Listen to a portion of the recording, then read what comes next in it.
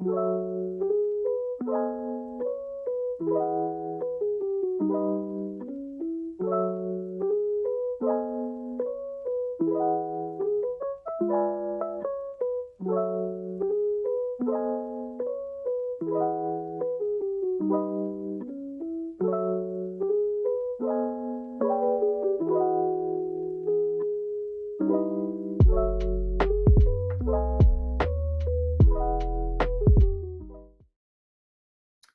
right, everybody, welcome. As more people are joining us slowly and gradually, we want to be respectful of people's time and start this webinar, which is the 5th webinar in our IUFRO Division 6 series. And IUFRO Division 6, for those of you who don't know, and I guess most of you do, is the social aspects of Forest and Forestry Division in IUFRO. And my name is Cecil Konijnendijk, and I have the pleasure to be the coordinator of this unit, or this division, I should say. And we also have with us several of the co-coordinators, Purabi Bose and Ellen Damianti. Sorry, Ellen, for messing up your name.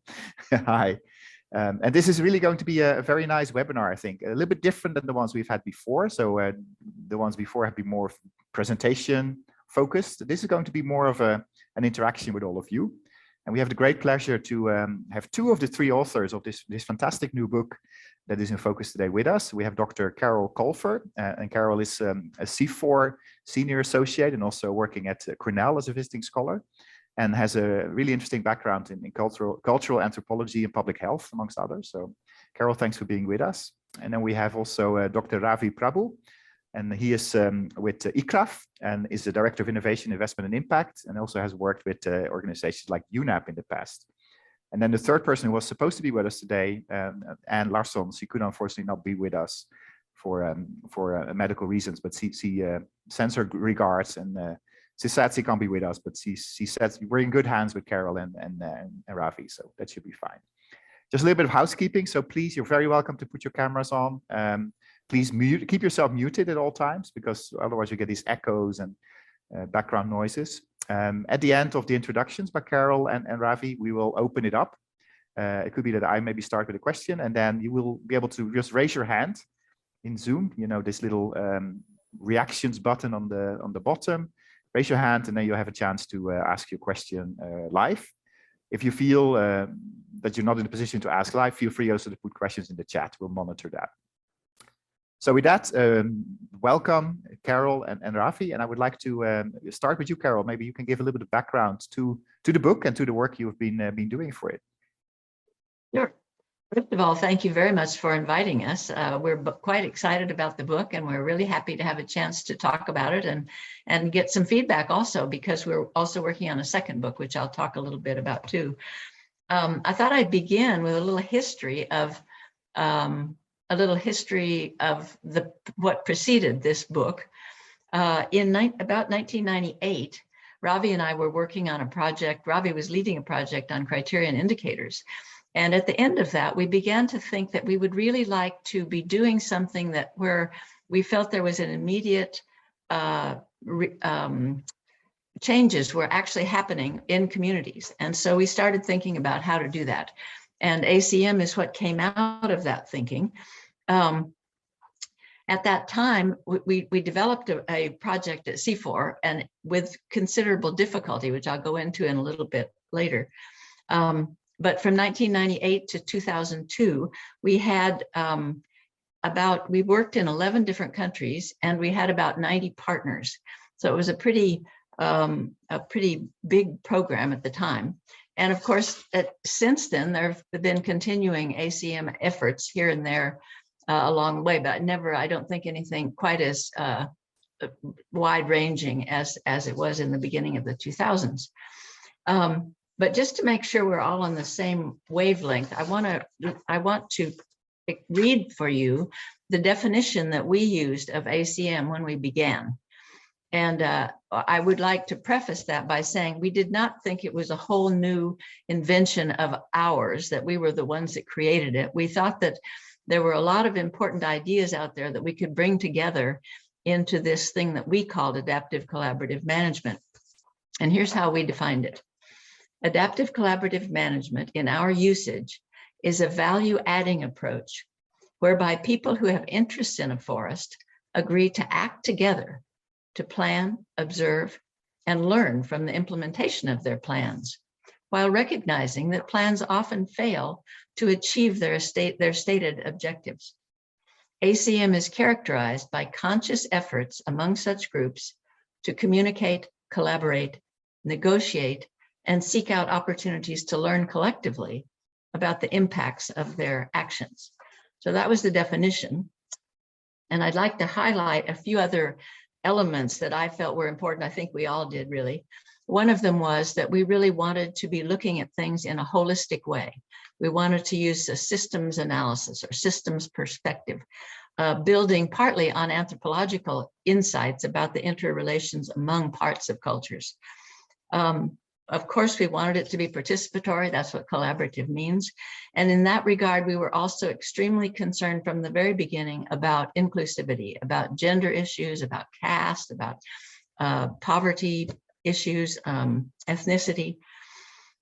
And we were also very interested from the beginning in future scenarios, the idea of thinking ahead, what would be an ideal element or world, not the whole world, but what sorts of future concerns did people have in particular places?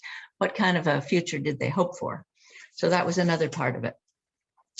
And then I'm going to show you a couple of slides here just because it's nicer to have a picture. Let's see, where's the share slide thing? Okay, here it is.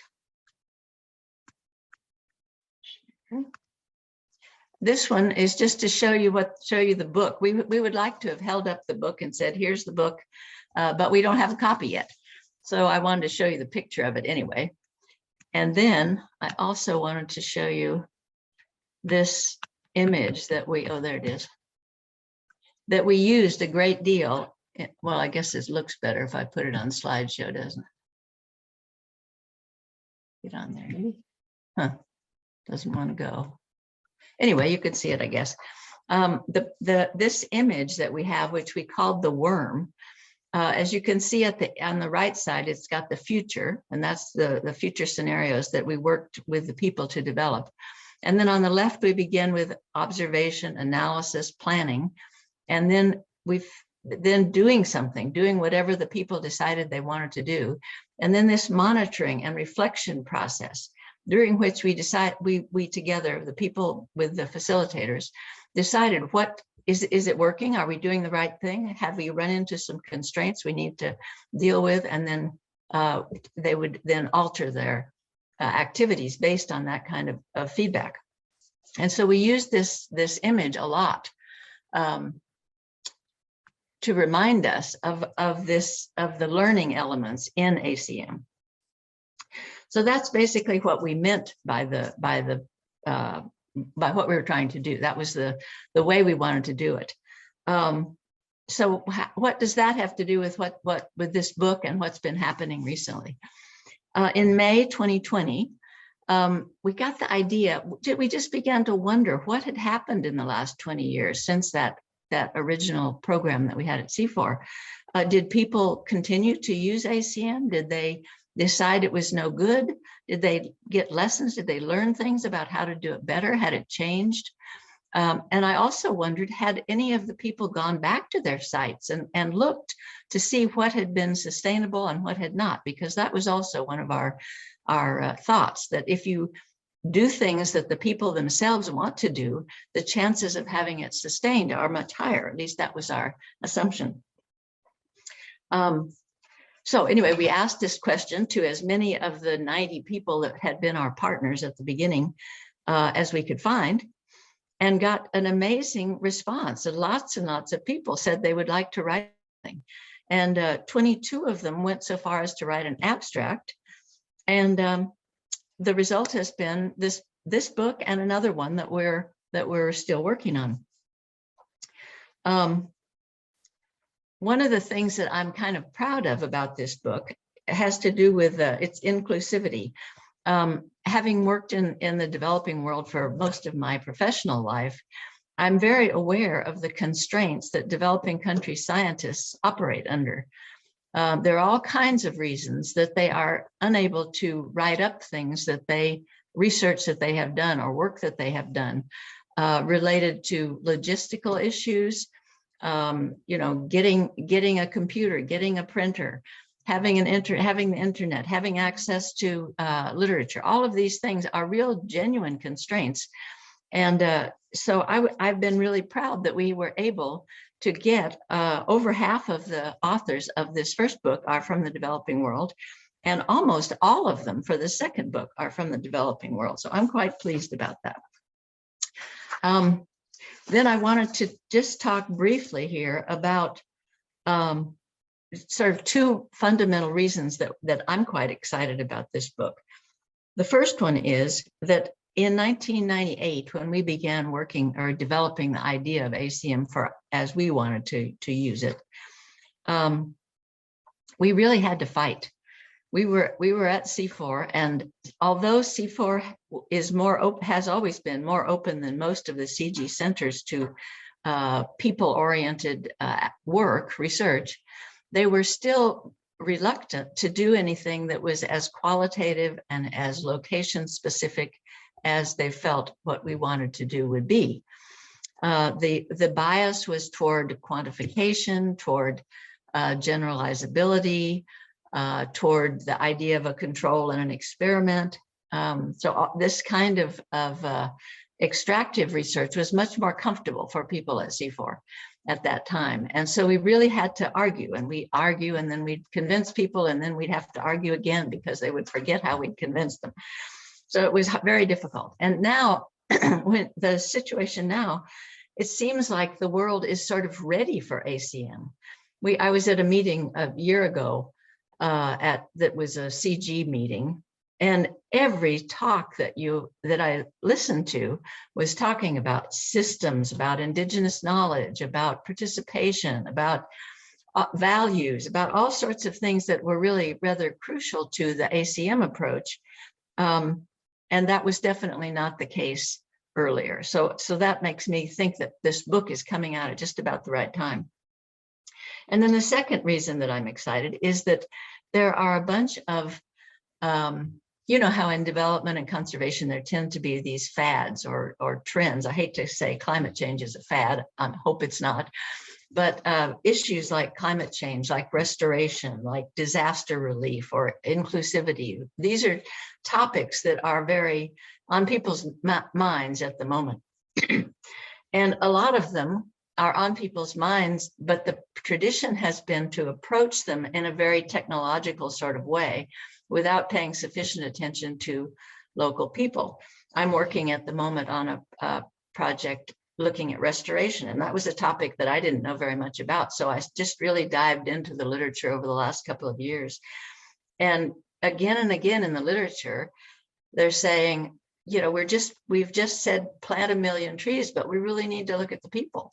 And we have not. And how do we do it? And so again, I think ACM has a lot of good lessons or insights that can be useful for people who might be interested in that. Now, if you would like me to go on and talk about the actual contents of the book, I can do that. Or if you'd rather switch over to let Ravi talk a little bit, that's another option. What would you prefer? Maybe we should do that, Carol, if that's okay. Then we will let Ravi give a little bit of reflection about the background and history, and then we come back to you. Okay. Ravi, are you ready for that? Yeah. Sure. Well, I think Carol's provided the ideal segue, and while we were very concerned, you know, in 1998 and thereafter about how do we get, because you know what was paramount at that stage was understanding how forests, particularly tropical forests, particularly biodiverse forests, could be managed, and you know, and it was all about the conservation. Our view on sustainability was, you know, let's work with the people. And if we then, you know, take the arc of what is happening today, recently in Glasgow at the climate change conference, the one thing that was really clear to people, other than, you know, again, more lip service towards forest and forest conservation and whatnot, was that in the entire climate change discussion, the focus had been on mitigation and not so much on adaptation. And that was wrong. And people realized that, you know, climate change is here to stay.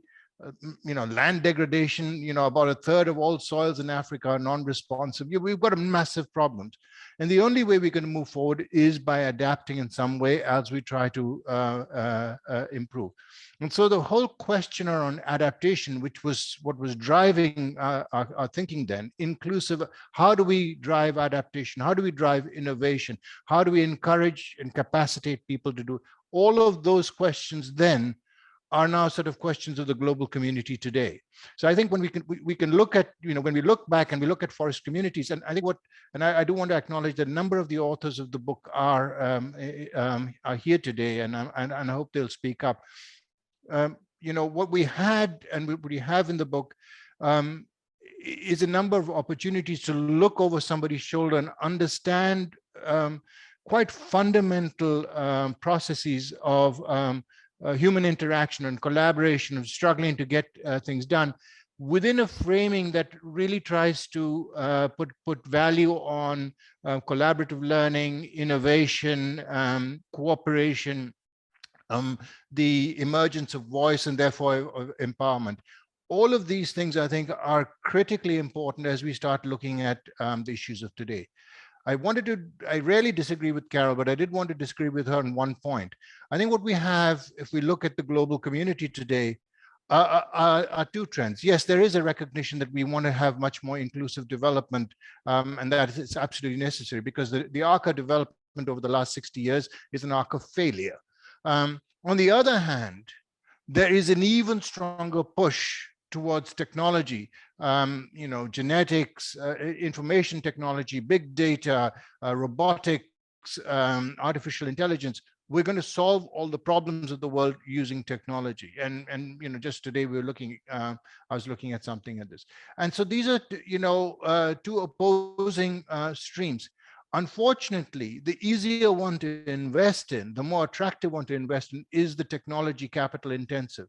And the one that people, intuitively feel is important but don't know what to do with is issues around human and social capital. So I think it is really quite important that we don't see them entirely as opposing, but that we start with human and social capital. And what ACM tries to do is understand how you do that. And then you can bring in whatever other technologies you want. So I think the book, in many senses, and the really, really interesting chapters that the authors have written, is a series of insights, some indeed parables for how we might, in broader society, take on aspects of learning, collaboration, struggling and muddling through as we deal with complex adaptive systems at any scale. So let me stop there and hope that there's a fury of contradictions and that meet us, and then we have a nice discussion about it. Thanks very much, Ravi. That was really insightful as well. Maybe Carol, you could say a little bit more about the contents of the book, and then we're going to open it up for discussion. Okay. What I was thinking of doing I don't want to just sort of explain every chapter, but when I started thinking about how to present this in a recent conversation, I realized each chapter is actually answering an important question that many people are worried about. And so I've organized them in that way. And the first chapter that Ravi and Anne and I wrote, the question is, why would we think that a participatory approach might make any sense at all? And to answer that question, we went back and looked at the literature that we'd all been exposed to, the conceptual frameworks, the theoretical ideas, and we talked about that. The second chapter by Johnson and Pokorny answers the question, how do farmers perceive the ACM process? And they took 17 cases in Latin America where they had assessed with the farmers, they assessed their experience. And then they converted that into a diary by an idealized or stylized farmer, which is quite interesting. Mutimukuru Maravanyika, Madzudzo, and Songe answered the question, how on earth do we get the team members collaborating constructively? And that is often a very difficult issue. This was a particularly complex program in Zambia. The next two chapters are by various combinations of these authors: Bomuhangi, Banana, Bushaborosi, Mukasa, Tibazalika, Mwangi, and Mutimukuru Maravanyika again. And the question they answer is, can ACM improve gender equity over time? And they had two different, one chapter is a more quantitative approach looking at a range of sites, ACM and non-ACM. And the other one is a more processual, qualitative kind of assessment of what they did and what came out of it, what has persisted over time. And this involved going back to the same sites.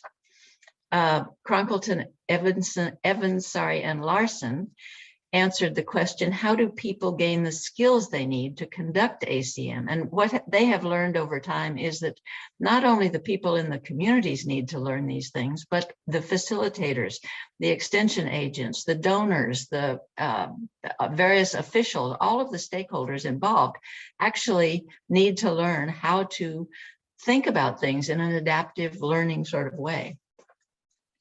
The next chapter by Sarmiento Barletti responds to the question, how do we deal with power imbalances within multi-stakeholder forums? Now, multi-stakeholder forums have gotten quite popular and they're very common. And there often are these huge imbalances between people within them so that the marginalized people don't get to speak up. So this has a nice tool for how to deal with that.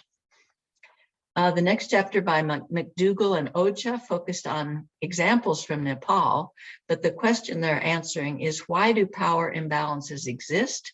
And they're building on the literature in this a great deal. It's quite a theoretical chapter. And what are the underlying mechanisms that account for this persistence?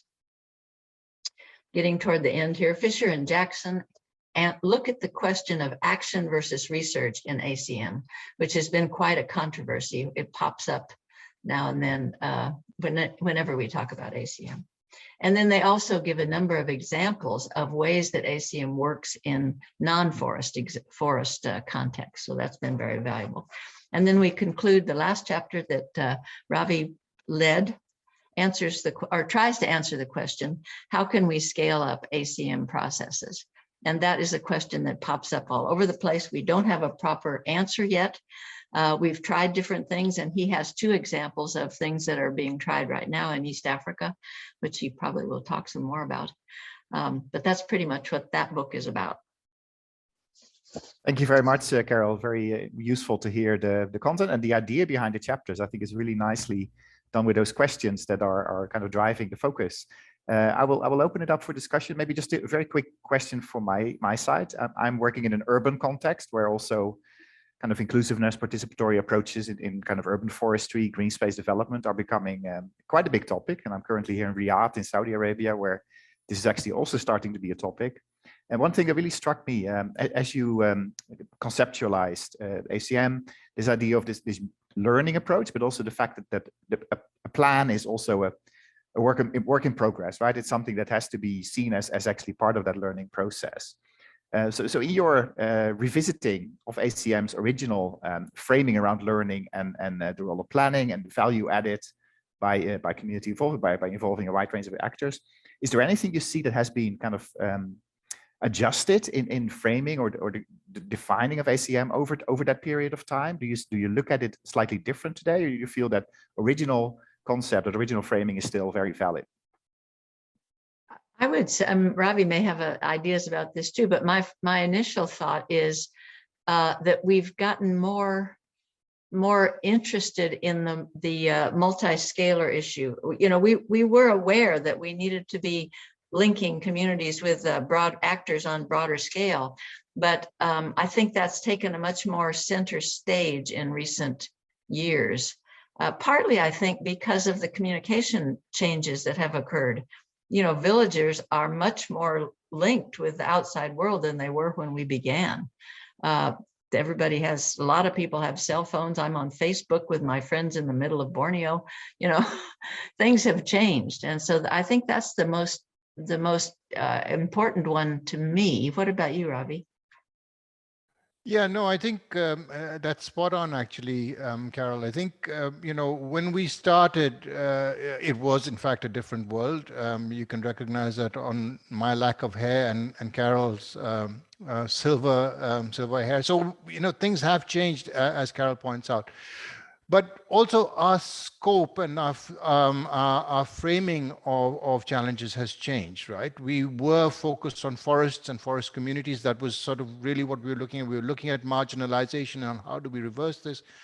And sort of as we've all progressed, we're starting to look at this, you know, rather precarious situation we are in globally, you know, with roughly 7 or 8 years before we start seeing some really quite horrendous, irreversible changes, probably. And the questions what happened there. So I think we just haven't had the opportunity to understand what does this look like in sort of these larger multi-scalar processes.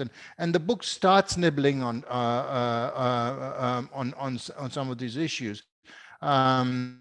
In a couple of chapters, but this is really where we want to look at. I mean, the context that you're talking about, urban forestry, and you know, it's huge now, and the conversations there are pretty fraught between those who are looking towards a gentrification, towards those who are looking at, in Nairobi, for instance, at nutrition, and was so, you know. We're all trying to muddle through, but trying to muddle through within an experience of a massive clock ticking away in the background. So how do we do this faster, better, more inclusively? And so those were the questions we faced in ACM and framed in ACM for a particular context. The question is, how valid are they in these multi-scalar, multi-dimensional contexts? I suspect they're valid, but they're going to have to be chiseled, nuanced, and explained within those contexts anew. Could I just throw in that Yanti Kusumanto, who I see is in the audience, is working right now on a chapter related to using ACM in an urban context. I wonder if she might want to jump in. That's fantastic. I don't know, Yanti, would you be willing to share your perspective, your experience so far?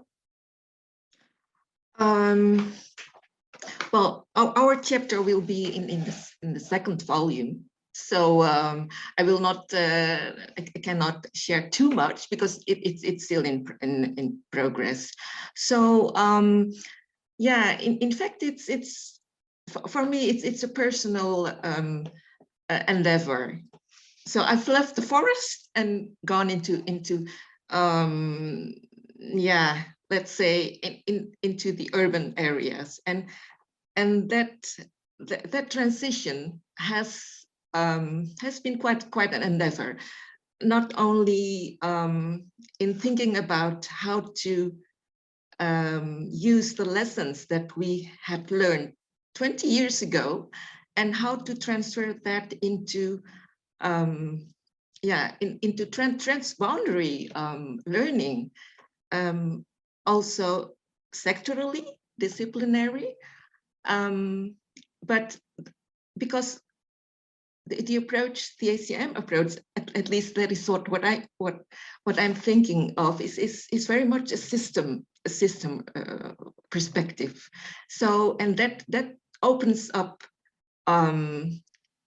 across times, across sector boundaries, but also across administrative boundaries. So yeah, it's quite an exciting learning process. Still a learning process. I hope it helps a bit. It was really useful. Yeah, no, I was really looking forward to reading that chapter, Yanti. That sounds like a fascinating endeavor, right? To kind of bring it into an urban context. I think this is really interesting. Thank you for sharing that. Right. Anybody with questions or comments, you're very welcome to raise your hand, as said in Zoom, and then I can give you the floor. Don't hold back, or write in the chat if that's more comfortable. Also, any of the authors, chapter authors, that would like to elaborate a little bit on their specific contribution to the book, you're welcome to share that.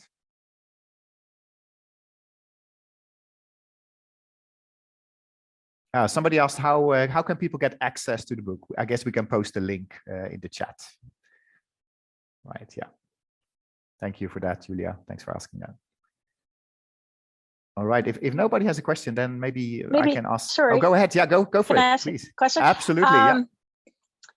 Yeah, I was like, I'm so struck by how many parallels there are in some of the questions and ideas that are contained within ACM that are also being contained in this other literature around transdisciplinary scholarship. And I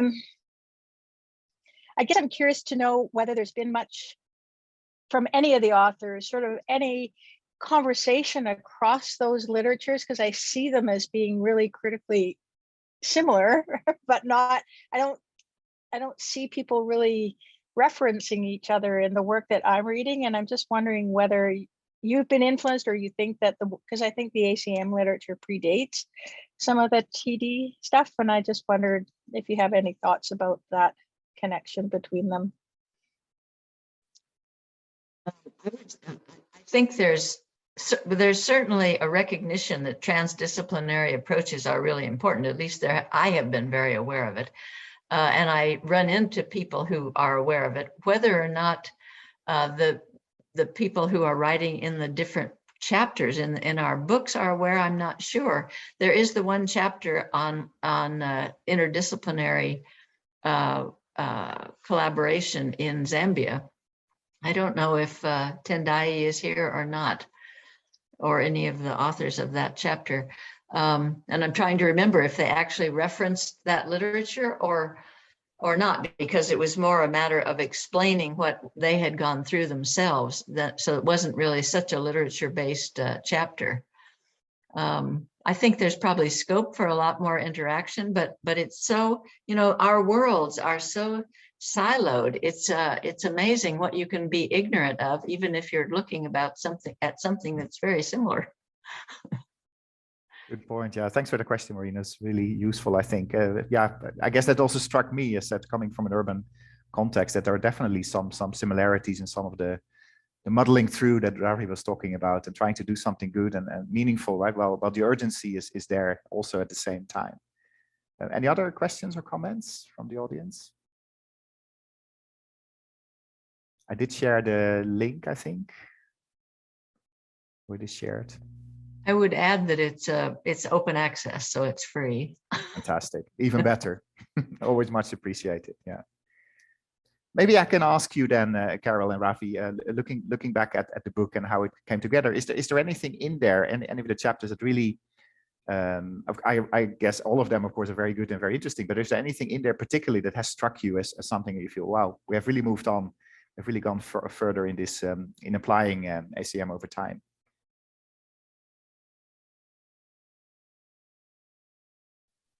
Well, as an anthropologist, I was particularly interested in the chapter on looking at power. I mean, it's the most sort of academic of all the chapters. So maybe other people won't be as interested. It's not how to do it. It's sort of deconstructing the ideas of power, and then that's useful for people thinking about how to cope with it in the world. But to me, that was one of the most interesting ones. And I was also very interested in, well, it's fascinating to see what has happened over time.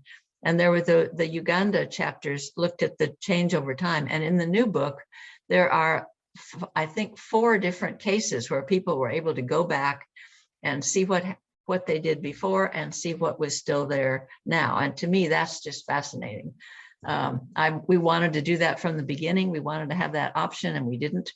And so it's very, very satisfying to me to have that happening, although it's more obvious in the second book than in the first. Excellent. Ravi, anything that struck you?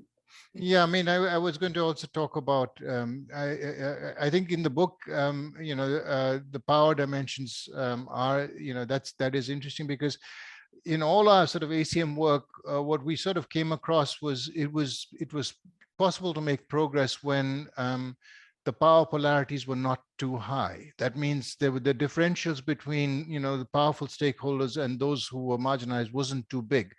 You could, in that space, it was possible to move forward quite easily. The moment there was a powerful stakeholder emerging, we saw this in a number of our sites, the prospects for collaboration, learning, for developing something new and and innovative stopped if the powerful stakeholder did not want to do that. So we never really, how do you disempower a malfunctioning powerful stakeholder is a question that we never really got our heads around because we didn't have enough of those contexts. And then if you take that question and you apply it to climate change denial and who's in power, you see the implications immediately of a question that must be answered, and is almost, if you want to answer it properly, you're almost looking at a revolutionary scale of engagement. And in fact, what had happened on a small scale in some of the work in Zimbabwe is some of the people had got so empowered that they started going well beyond what we were looking at and starting to oppose the regime and had to go underground. They were chased by the secret police, whatnot. But there's no science behind our understanding of what happened there.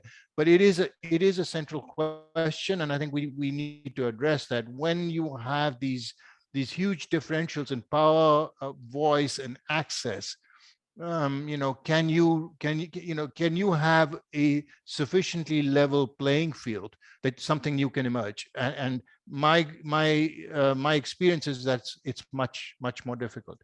The second part is what has changed over time. Now, Carol has been, and a number of the other authors here have been much better than I have in following through over time what's happened. What I noticed is my own personal journey is that the questions that I sort of struggled with, learned to understand, and watched over people's shoulders have been questions that have helped me in developing new programs and new projects where we can now start defining projects as adaptive learning projects from the get-go. Even with a donor such as the European Commission, there is now an openness to start looking at something that is open to iterative improvement, learning, and insight. Whereas previously you would do initially a goal-oriented programming to log frame and some kind of a blueprint for success. These things are changing, and it's interesting that that is happening.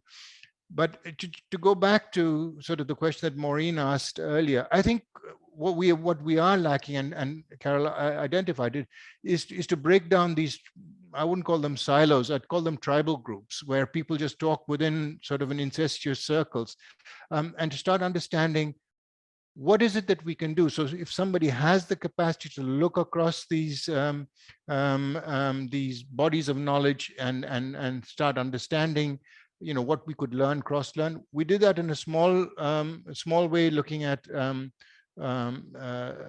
system dynamics and systems approaches, computer learning approaches, and bringing ACM ideas into that and into the structuring of projects. But there's a huge area of thinking around learning that goes beyond ACM that could benefit from ACM, and ACM could benefit from it. Thank you for sharing that, Carol. Yeah, go ahead. Yeah, I heard you were laughing at some stage about the blueprint comment. I just wanted to comment on two things. One of them is Ravi's phrasing that as the problem situation as one where the power differences were quite high. But another element that's important, that we've found to be important, looking across sites, are conflict levels. If the conflict level within that community is super high or super low, there's not much interest in ACM. If it's low, they say, well, what's the problem? Why should I bother? If it's high, they can't function because there's so much bad stuff going on around them. And then the other thing I wanted to mention was one of the things that's come out of some of Anne's work.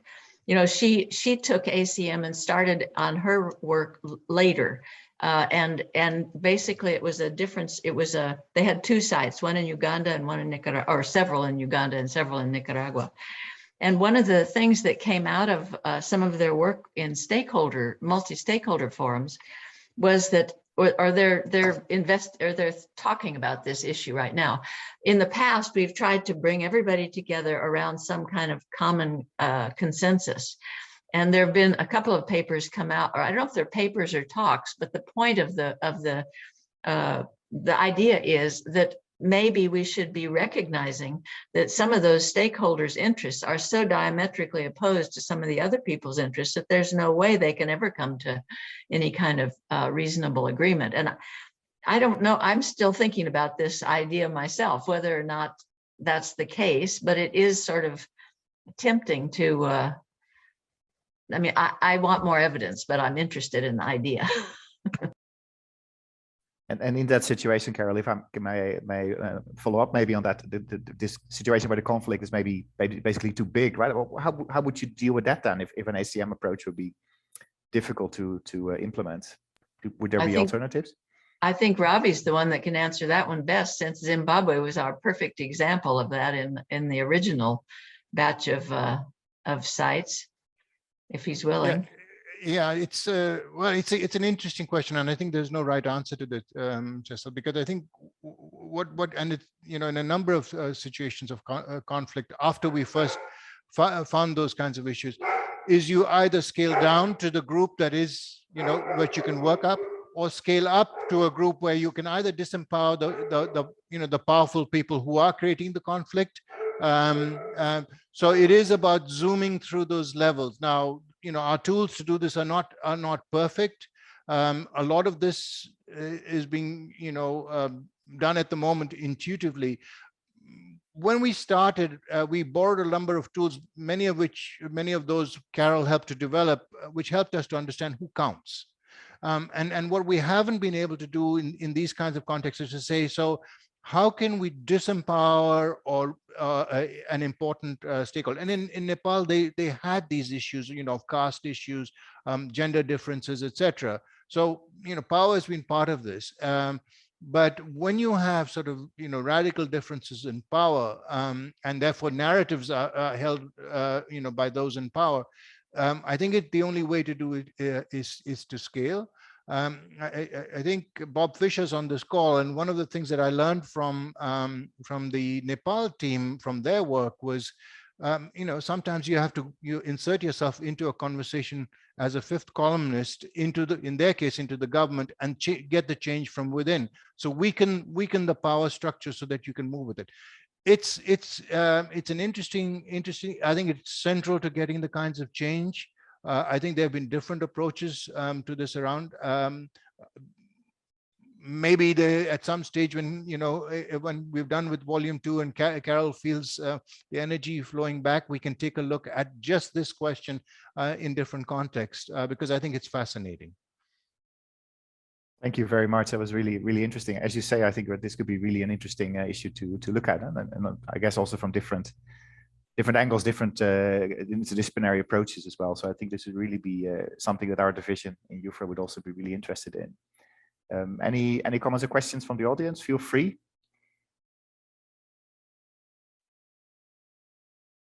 Okay, there's a question in the chat, Carol, sorry, for you, from Julia. Could you share a paper maybe about the contradiction level questions that contest the consensus? Or is there maybe a specific chapter in the book you would rather refer to? What was it again? Could you read it? So the question is, could you share some paper about this contradiction levels question that contests the consensus? So I guess it's this kind of conflict where the conflict could be too big maybe to actually apply an ACM approach. I think the chapter that we're working on from Zimbabwe now actually sort of deconstructs some of those issues as to what happened. They talk about what they did in the early 2000s, and then they talk about going back and seeing what has remained and what has not. But they do provide quite a bit of information about what the constraints have been. You know, people dying, people being moved, for people who were already trained and understood how to do ACM, moving away, and a lot of that sort of explanation of what has interfered with its sustainability. But I think that sort of, does that somewhat answer the question? Looking at Julia, she's nodding, so that seems to be okay. Thank you. Yeah, I don't see any hands yet, so I'm just continuing down my question list. So it's fascinating for me, right? What I said is this kind of, you revisiting, you really have a fantastic now opportunity to, or you have had an opportunity to look back and revisit the concept and many of the things that have happened. Where, and I think you've already spoken a little bit about this, but where have you seen the biggest barriers? So where has ACM really struggled? And you mentioned already the kind of the power imbalance and the conflict cases. Are there other barriers that you've perceived where you said, well, here it was really difficult to actually apply successfully an ACM approach? The most difficult situation I've had trying to apply ACM was when we tried to upscale. And we had a project where we were trying to look at governance at AC and use an ACM process to deal with governance issues at the sort of intermediate, at like a county level. And this issue of the people involved not really fully understanding the concept of ACM was a huge barrier. And it took a long time to understand that they didn't understand.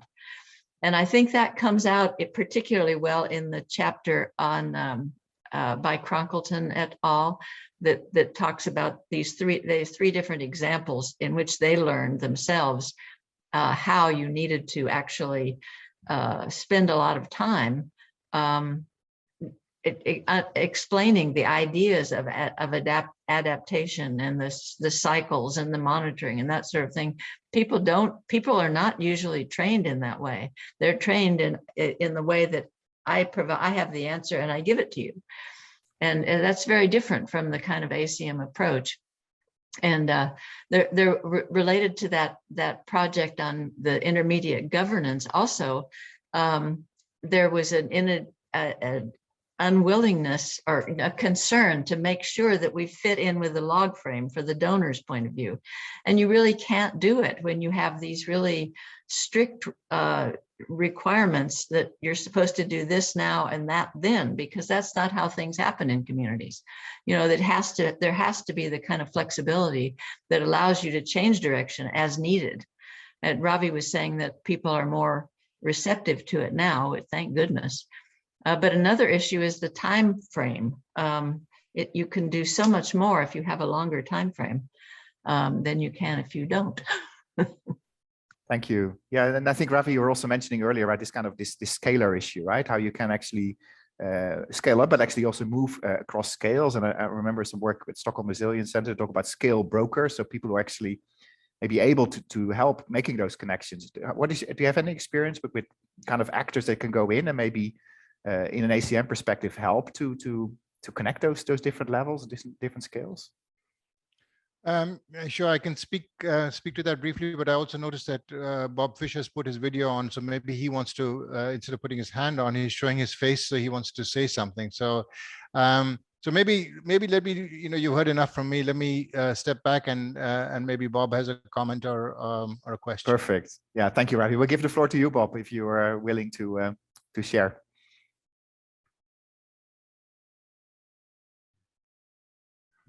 Yeah, sorry, I'm not really planning on commenting directly on that last point. I'm just reflecting a little bit about when I was first involved in ACM and talking to the sort of a CIFOR-based team, just how much concern there was that within CIFOR there was a bit of a sense that ACM had nothing to do with science.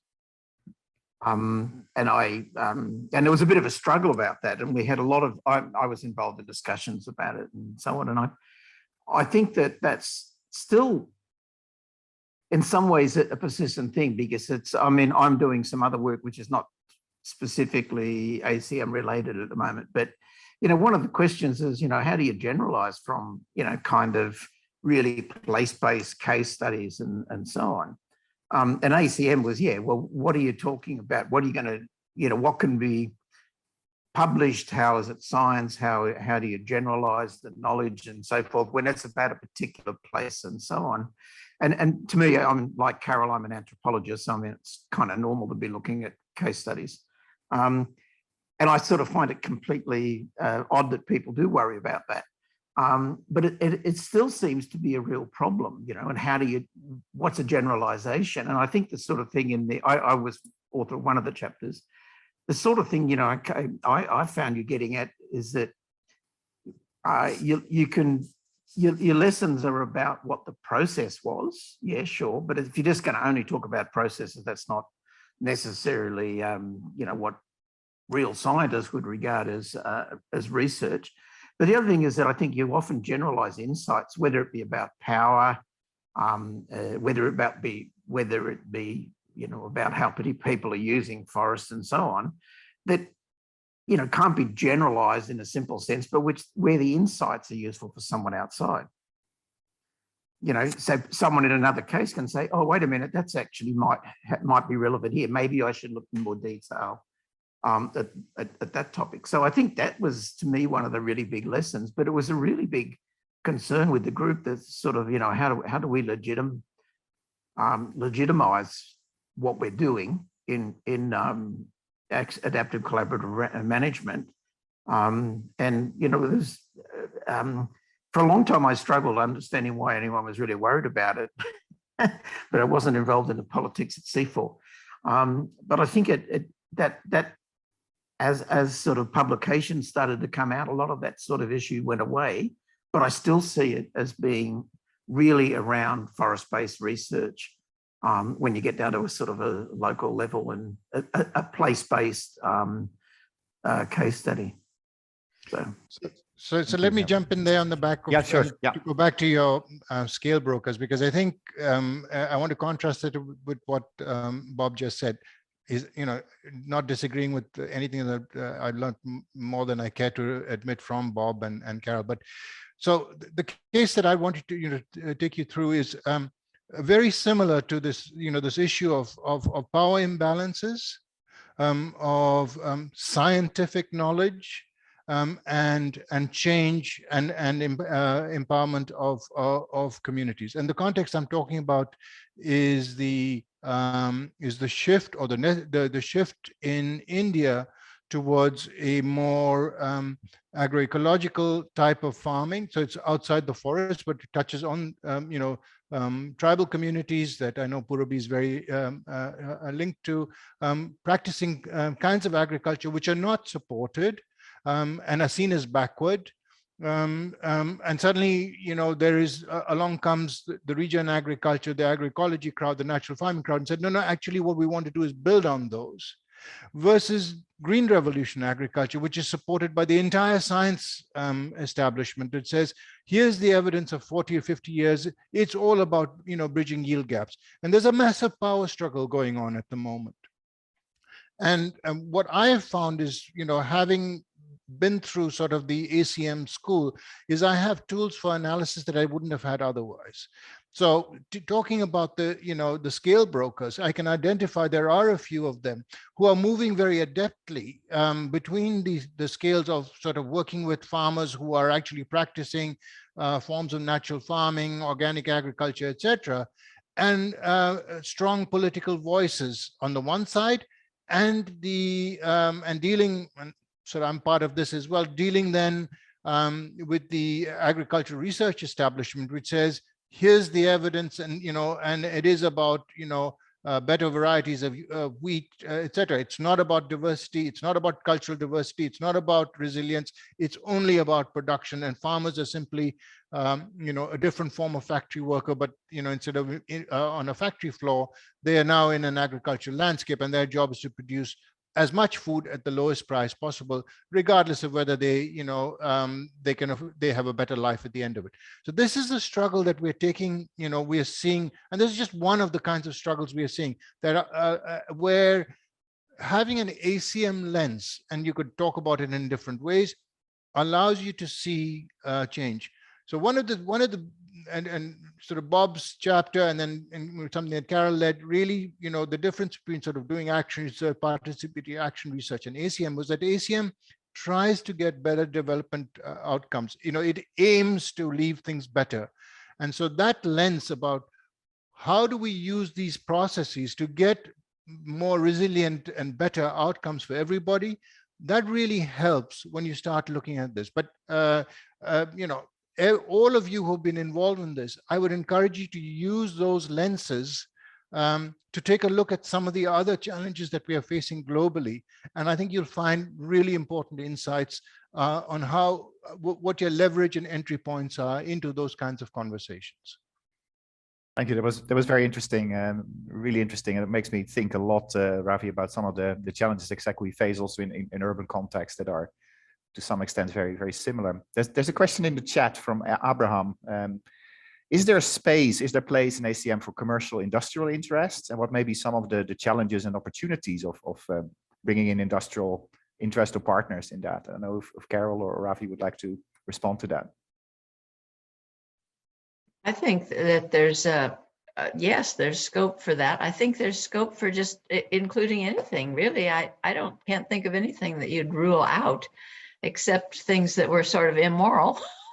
I guess some people think commercial anything is immoral, but I guess I wouldn't. I would find that a perfectly legitimate thing to do. We did, in fact, we did in the original ACM sites. We had a lot of small scale commercial activities. But we never, as far as I can remember, there was never any link with a big commercial institution. There's so much evidence, not looking at ACM, but looking at studies of effects of, I mean, I've been exposed to a lot of stuff on palm oil, and it's so depressing and so discouraging, the situations, to my mind, even when the amount of the income each person is gaining, there's so many other things they're losing that it doesn't seem to even out from my point of view. But I would never say that we couldn't do something positive with a commercial group. Thank you for that. Ravi, any further comments, or you're good with this? No, I'm good with that. I think Yeah. I think we have to work with the commercial side. They are all going to get pushed to the wall because you know there's a limit to how much juice you can squeeze out of a lemon. At some stage, you're going to have to say, you know, what do we do now? And I think that's the stage when you start bringing people into these kinds of conversations. And I think that will happen. Yeah, so I agree with Carol. Perfect. Thank you very much. So we have only a few minutes left, and I don't see anything else in the chat. So I actually had a last question for both Carol and Ravi.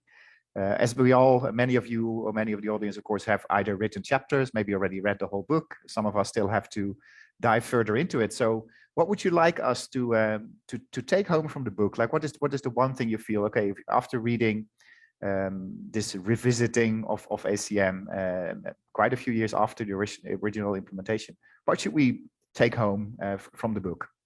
Maybe start with you, Carol.